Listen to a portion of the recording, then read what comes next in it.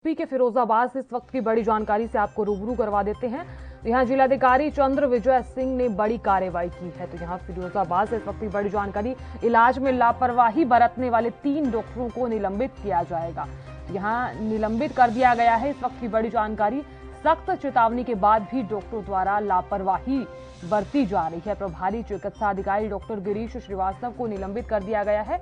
यहाँ गिरीश श्रीवास्तव को निलंबित कर दिया गया है। ये इस वक्त की बड़ी जानकारी से आपको रूबरू करवाया जा रहा है। पब्लिक हेल्थ एक्सपर्ट डॉक्टर रुचि यादव भी तत्काल प्रभाव से निलंबित हो गई हैं। जनपद में बढ़ रहे डेंगू मरीजों की संख्या को लेकर जिला अब सख्त होता नजर आ रहा है। जिस तरीके से सरकार भी अपना सख्त रुख अपना रही है, लगातार बड़ी कार्रवाई की गई है। आपको ये बता दें कि जिलाधिकारी द्वारा बड़ी कार्रवाई की गई है। इलाज में लापरवाही बरतने वाले 3 डॉक्टरों को निलंबित कर दिया गया है। तो यहाँ आपको बता दें कि 3 डॉक्टरों को निलंबित कर दिया गया है। जिस तरीके से डेंगू और वायरल बुखार के मरीज बढ़ रहे थे, उसको लेकर जो हॉस्पिटल में लापरवाही देखी जा रही थी, तो वहीं डॉक्टरों ने जो लापरवाही बरती, 3 डॉक्टरों को निलंबित कर दिया गया है। जिस तरीके से यहाँ मामले बढ़ रहे थे, एक तरफ कोरोना के मामले बढ़ रहे हैं तो दूसरी तरफ ये वायरल के जो मामले हैं वो बढ़ते हुए नजर आ रहे हैं, और इसी को लेकर जिला भी अब सख्त होता नजर आ रहा है। और तमाम जानकारी देने के लिए देवाशीष शर्मा हमारे साथ जुड़ चुके हैं। देवाशीष, क्या कुछ जानकारी, जिस तरीके से यहाँ लापरवाही बरती गई है और 3 डॉक्टरों को निलंबित भी कर दिया गया है, जिस तरीके से, क्योंकि मामले बढ़ रहे हैं डेंगू के कहें या फिर वायरल बुखार के कहें। बिल्कुल साधना, फिरोजाबाद में डेंगू वायरल का कहर इस कदर बढ़ पाया है कि लगातार मौतों का काउंटडाउन अभी बंद होने का नाम नहीं ले रहा। कल भी लगभग 10 लोगों की जान गई है, 10 मरीजों की जान गई है।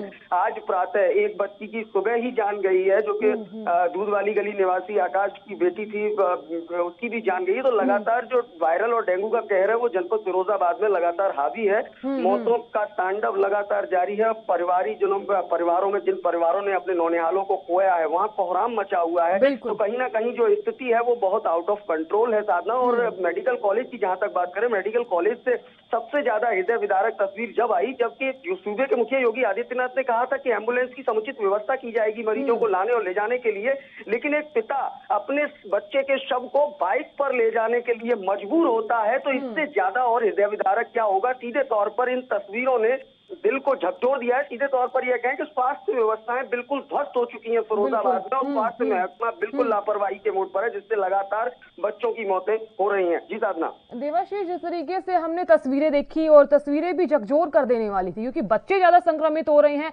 ये काफी ज्यादा चिंता का विषय। हालांकि यहाँ यूपी के सीएम योगी आदित्यनाथ ने दौरा भी किया अस्पतालों का और जायजा भी लिया कि यहाँ कितने ज्यादा बच्चे संक्रमित हैं और इनको ठीक कैसे किया जाए।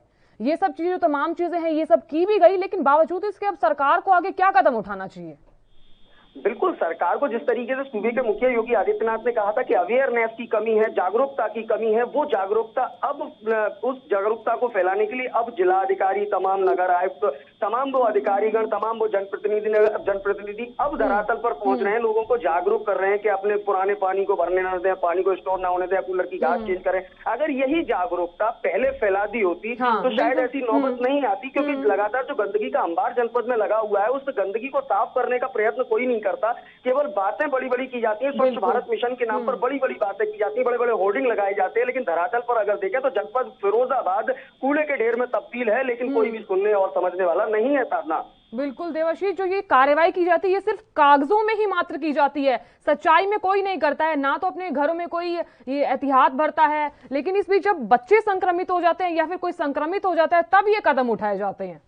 बिल्कुल साधना, जिस तरीके से करीब 62 से 65 लोगों की जान इस डेंगू के कहर से जा चुकी है, और वहीं दूसरी तरफ अब तक जो आंकड़े हैं वो तालमेल नहीं खा रहे हैं। यानी कि स्वास्थ्य विभाग के आंकड़े अलग हैं, सदर विधायक के आंकड़े अलग हैं, विपक्षियों के आंकड़े अलग हैं, सब तरीके से आंकड़े अलग अलग बता रहे हैं। तो इससे ये जाहिर होता है साधना कि दाल में कुछ काला है या दाल ही पूरी काली है, क्योंकि इस तरीके का रवैया, हट धर्मिता, जिस तरीके से कल मीडिया को बैन कर दिया गया था सौसैया हॉस्पिटल में, जहां पर डेंगू वार्ड है, वहां उनको मीडिया को बैन कर दिया गया था। तो इससे ज्यादा हृदय विदारक क्या होगा कि आप मीडिया को भी बैन कर रहे हैं, यानी कि आप अपनी नाकामी छुपाने के लिए लोकतंत्र के चौथे स्तंभ को दबाना चाहते हैं।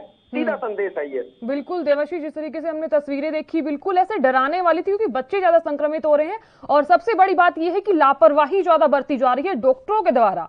सबसे बड़ी बात तो ये है। और सख्त चेतावनी के बाद भी यहाँ जिस तरीके से लापरवाही देखी जा रही है और फिर उनके बाद यहाँ 3 डॉक्टरों को निलंबित भी कर दिया गया, ये बड़ी कार्रवाई की गई है। लेकिन इस बीच बड़ा सवाल ये है कि अब सरकार क्या रुख अपनाती है, क्या कदम उठाती है, ये बड़ा सवाल उठता है। चलिए, बहुत शुक्रिया तमाम जानकारी देने के लिए और जानकारी साझा करने के लिए।